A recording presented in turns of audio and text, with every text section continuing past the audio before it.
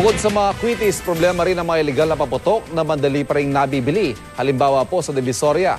Ang mga nagtitinda kasi nito may diskarte kaya nalulusutan ng regular na inspeksyon ng mga otoridad. Saksi si Mark Zambrano. Halos lampos na ang dalawang daliri ng 10 anyos na ito mula sa Nicolas, Ilocos Norte matapos maputukan ng Piccolo. Nakabili raw ang bata kahit pamatagal nang ipinagbabawal ang pagbebenta ng paputok na yon. Nakita ko na lang na umiyak na bumili daw ng Piccolo sa Tiangge. Hindi na hagis. Pumutok siguro kaagad. At tila madali nga makabili ng Piccolo, gaya ng napatunayan ng pedicab driver na ito na natsyempohan ko pang nagpaputok ng mainip sa paghihintay ng pasahero.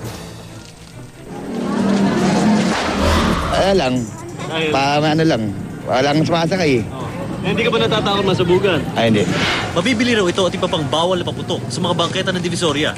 Gayon din sa kahabaan ng Claro M. Recto mula Reyna Regente hanggang Asuncion. Marami raw kasi ang bumibili nito. Ayon sa pulisya, halos araw-araw naman ang inspeksyon ng Task Force Divisoria. Pero sabi ng mga nakausap ko, nakalulusot sila dahil sa ilalim ng kariton nakatago ang mga Piccolo.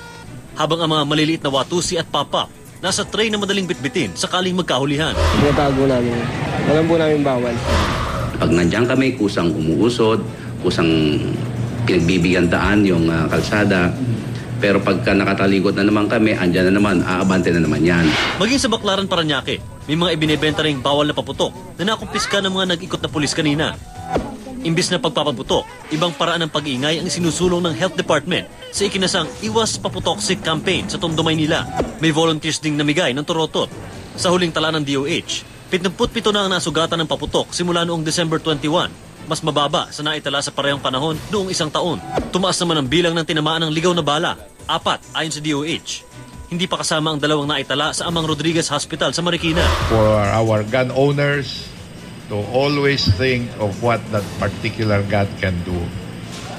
Yes, pinapuputok siguro nila yon, akala nila nakakasaya sa kanila yon, but it can be the cause of death of somebody else. 5 naman ang tinamaan ng ligaw na bala mula December 23 sa hiwalay na tala ng PNP na nanawagang kunan ng video o litrato ang mga may baril. Please, pakiusap lang po. Bago mangyari na sila magpaputok, i-report na natin sa police. Ako si Mark Zambrano, ang inyong saksi.